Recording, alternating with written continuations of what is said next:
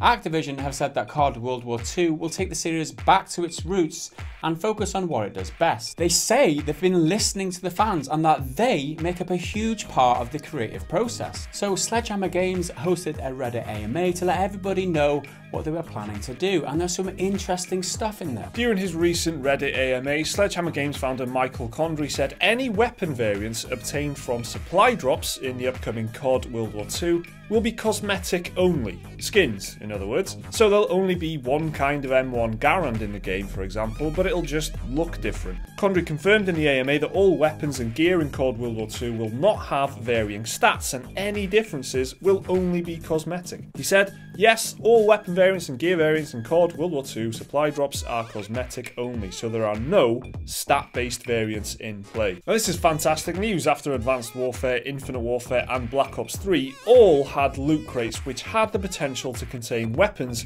which did have different stats. This resulted in situations where some players would end up with weapons that were objectively better than their vanilla counterpart, giving some players a distinct advantage. As you'd expect, players were not happy about this, and the weapons could only be obtained through luck of the draw, which made them even angrier. And there's nothing like an angry COD player, is there? Condrey assured readers this will not be the case with World War II, and the weapon variants would also be obtainable by completing objectives called collections and collection bounties. This all in all looks like it's great news. They're reacting to the fan backlash in previous games, which is bullshit really. You get loot boxes where you've got different weapons with different stats on them. It doesn't make sense. It's not an even playing field. That's the phrase, isn't it? Anything that makes the playing field anything less than fair really is a quick and easy way to piss off your entire fan base. And this is a way of them trying to just explain that everything is going to be fair if they stick to it. Because we should point out before we get into any more of this that they said basically exactly the same thing about Black Ops 3 back in 2015, and then they just completely went back on it. Hopefully they won't be doing that this time. Although that was Treyarch, wasn't exactly. it? It's a and different this is studio. Sledgehammer Games. It's a different studio. That is an important distinction to make, that different people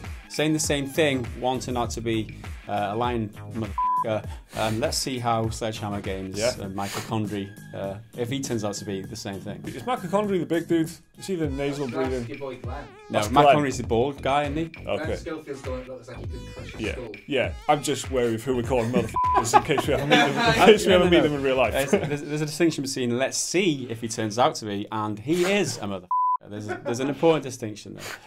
What I like about this as well is that you can actually obtain the skins and the variants through actually working towards them. So there's a chance for you to get them in the supply drop or whatever the hell it's called, and you can also set your sights on it and just be like, I want that thing, and then just build up. Unlock it with achievements. Yeah, exactly. Work towards it and earn it that way. So there's two options there. You might get it quicker one way, but whatever. That's cool. That's fair. Importantly, they're not random either. So you know what you see. Like if the achievement is 25 headshots, then you know what your reward is. Yeah, exactly. That's what we're seeing from it. It's like you get a loot box where it's a random color or whatever. It's just like you know what you're getting. So yeah, again, it's good. And this also kind of dispels any chance of there being a pay-to-win economy, unless they kind of have any character-altering buffs or progression buffs or anything. But on the face of it, weapon stats and changes to weapon damage and things is the classic kind of pay-to-win model, I guess. And there's little chance of that happening. And it's interesting that they're saying this just a few days after EA told Eurogamer that they will be affecting weapon stats and stuff in Battlefront 2, so that's also interesting. But this isn't the only big issue Sledgehammer are looking to resolve. One of the biggest criticisms aimed at the Call of Duty series is the poor quality of servers, which results in multiplayer games having bad connections and lag. In the past, COD games used peer-to-peer networking in multiplayer matches, and it was terrible.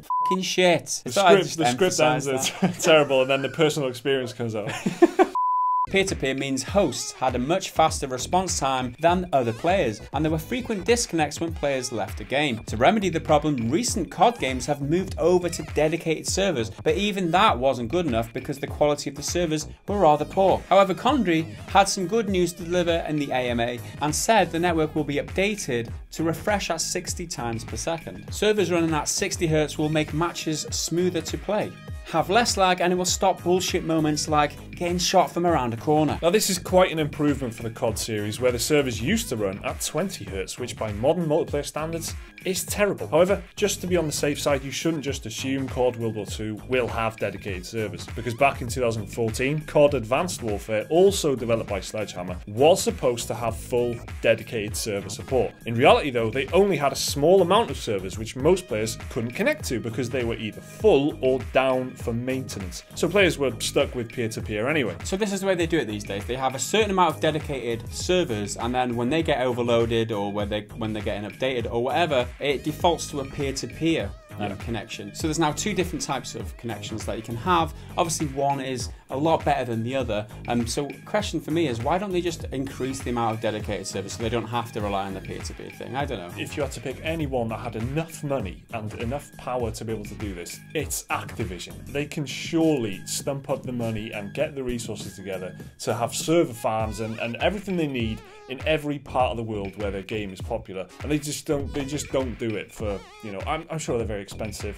I'm not a board member at Activision. I don't know what's going through their heads, but I can't see how some games can manage it, some smaller games that don't make anywhere near as much money can do it, and they can't. What's the deal there? One of the reasons why I think it's a good idea is later down the line, a couple of years down the line maybe, when they can't finance the support of the servers anymore, they can switch the servers off or switch them to the newer games, and then you've still got peer-to-peer at least, so that people playing games that are 2-3 years old can still have matches and they've still got somewhere to play. And that does happen. Like EA have done it in bulk in the past. They've just kind of shut down multiplayer support for, like, you know, 20-30 games at a time, and then all those games online communities are just gone like that because the servers are gone. So it does happen. So that's a good point. You know, peer-to-peer, make sure that it's kind of got maybe a longer lifespan. It is important because it is the reason why I completely left the Call of Duty franchise 7 or 8 years ago, is because there wasn't dedicated server support on the PC. I loved it. I was a clan gamer, I played in clans competitively and all that, but I completely turned my back on it because they would go in the more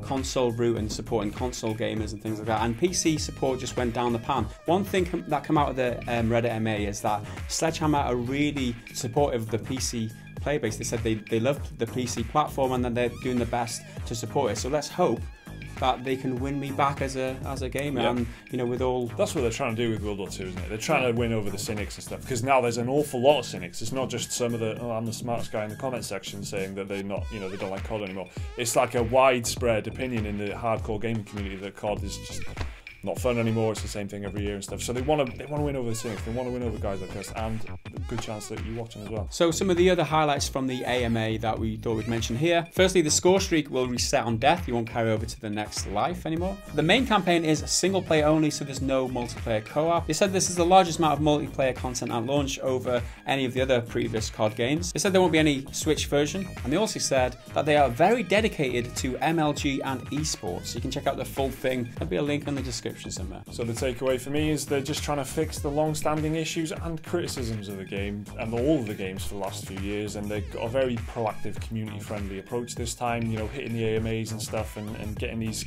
Q&A sessions going so they can actually interact properly and tell people what's going on. It's very consumer-friendly. It's very good that they're doing this kind of stuff. It's all part of that thing of course-correcting the series, because the last game was a flop for them. There's no doubt about that.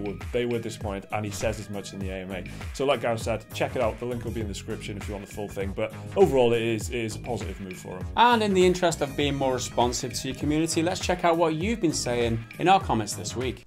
It's like every comment is like, is this the end for DayZ? There's people saying no. Microtransactions are bad. There's people going, people justifying microtransactions. Yeah, let's fucking talk about that. Let's talk about that. What triggered? What are you thinking? Leap into the defense of EA. There's no pay to win in EA. In Battlefront 2, there is.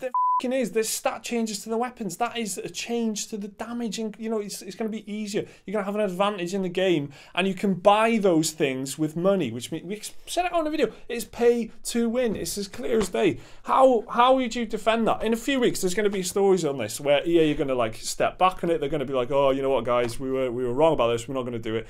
There's going to be updates on this in the future, and you are all going to be fucking wrong, and you're going to be like, oh yeah, that channel was right, weren't they? I better not say anything though.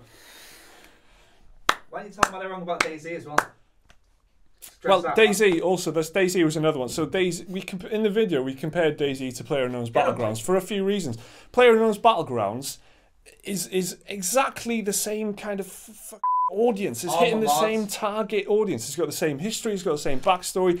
The reason we brought it up in the video was because people were literally saying in the comments in the reviews of DayZ, they were literally saying, just play PlayerUnknown's Battlegrounds. We read that out to you and posted a screenshot of it. I don't know how much more you need. Like, it's what else do you need? You even said at the start of the video, didn't you? These are different games.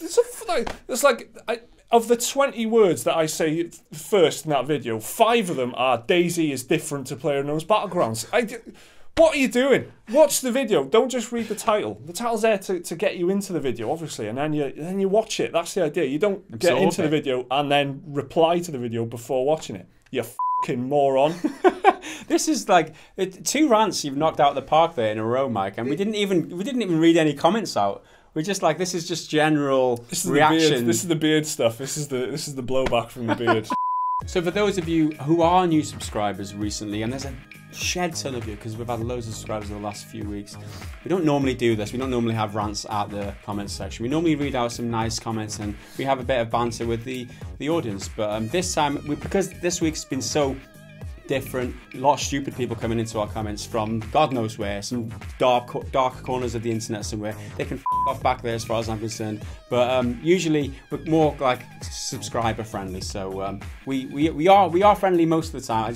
I don't know. We're friendly guys, guys. We are friendly guys, but we don't usually rant in our comments section. But, are you a long-time Call of Duty fan? Are you looking forward to COD World War 2? What did you think of the AMA? What do you think of what they had to say? Let us know down in the comments. Remember to like the video if you enjoyed it. Subscribe if you want to see more stuff like this. There's another video right there if you want to watch that, and a link to Patreon if you want to support the channel. See you next time.